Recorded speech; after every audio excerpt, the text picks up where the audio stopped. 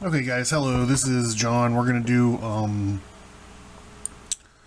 how to draw comics the Stigmata way. We're going to talk a little bit about lettering. I have this interesting problem where I have these two characters in a bathtub and they're talking a lot.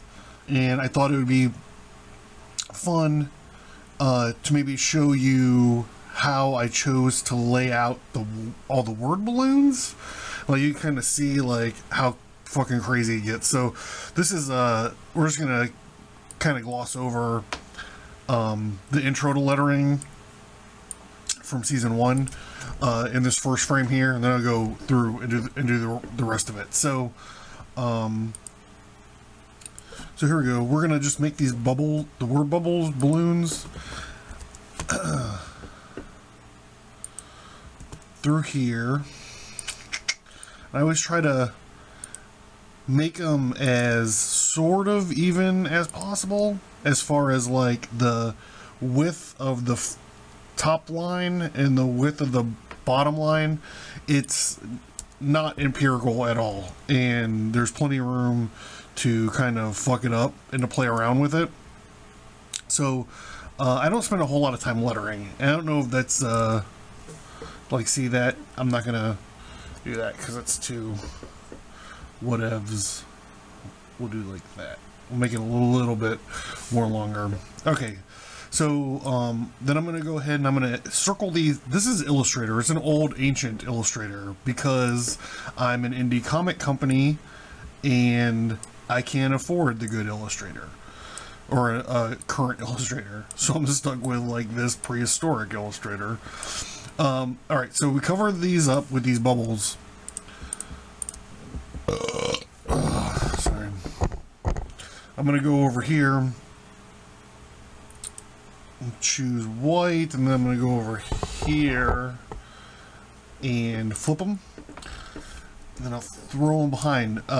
There's a Control Shift left bracket will throw everything to the back. I don't like the perfectly oval or like the smoothly oval word balloons. So I go to Filter, Distort, Scribble and Tweak, and I turn this tolerance to 3. It starts off at 10. You get some wacky fucking bullshit at 10. So I start at 3, and like, check these out. Like, they just become a little bit more organic and not so fucking like computery. Bloop. They just change ever so much to make them like not so controlled, I guess. So we're going to start out. This is Cyrus's word balloon. So we're going to start out here, and I use this candle all the way through that's in this shot to kind of undulate between like who's talking and where it belongs. And it's something that's we're gonna make it super more explicit when we add the word balloons and stuff. But right now this is like subtextually, and then we're also gonna do this. Yeah, we're also gonna look at how the word balloons are stacked up on top of each other when they do. We never want it going backwards. We always want it going forwards, right? All right, so that's it. And like, this is all of the dialogue on the page. And usually, from a graphic design-y standpoint, you never want to cut your page in half. Or conversely, you never want to cut your frame in half. But this is the way that we're going to deal with this, because all the dialogue's important, I think, and it all helps build their relationship and their rapport. So I don't want to sacrifice any of it, and I want to edit any of it. So this is what I'm going to do. I use this ink pen tool, and I leave it open-ended. I click to make the tails. The tail, that is called a tail of a word. This is a word balloon. That's called a tail. So I use this ink pen nib. I don't know what the technical term for it is, to make the tails. And I don't make a triangle. I just make like a an open end sort of fucking thing, and that way it doesn't fill in, like it doesn't make that third line.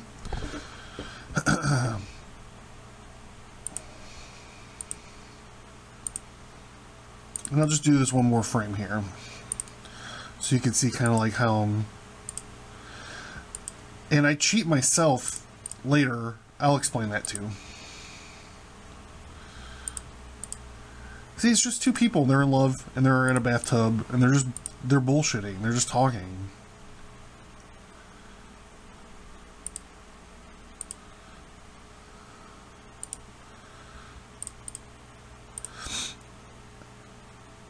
So we're going to do a quick one, like a real short one here.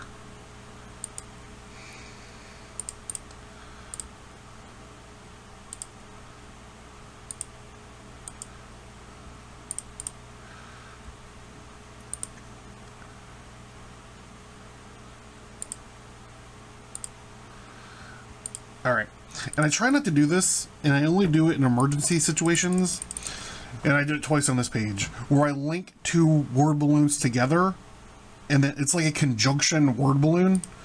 So this comes from this, it's on top, like you can see, flows to that, and then I'll do the tail to here. And I'm sort of cheating again, because I'm doing the exact same fucking thing right on top of that.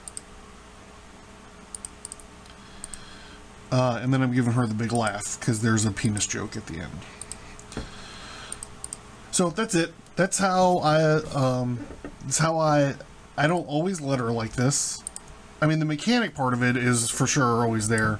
But the layout, like this is a super crazy layout. And if you're not totally explicit with these tails, it can get real funky real fast. So you just kind of, I try to make it a never-ending block, so you're forced to find the tails to figure out who's saying what. Like, if this was not as sparse, I wouldn't do it like this. I would do like more traditional kind of way.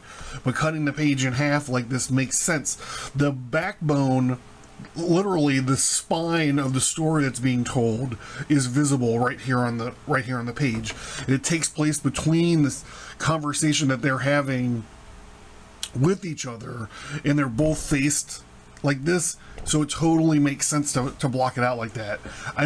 I'm not sure. I don't think that I planned it that way, but it totally, like I said, it totally makes sense. This, the candle that's in the background all the way through, this glass of wine that's back there is all the way through, and the camera's pulling out, so the weight and gravity of their, the letters, the weight and gravity of their words and stuff get more bigger as the conversation gets. And like I said, it gets to a dick joke. So this is lettering problem solving 101.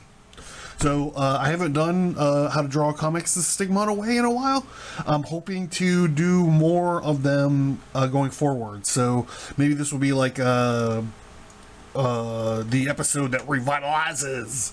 But keep checking and subscribe. Check in the newsletter. We do cool stuff on the newsletter. Subscribe, whatever. I'll put a link in the little notes there, and we'll maybe do a little bit more lettering stuff as I get through. I'm really struggling to get finished with this book so I can release it. So that's it. This is John Towers. This is How to Draw Comics the Stigmata Way, and thank you guys for tuning in.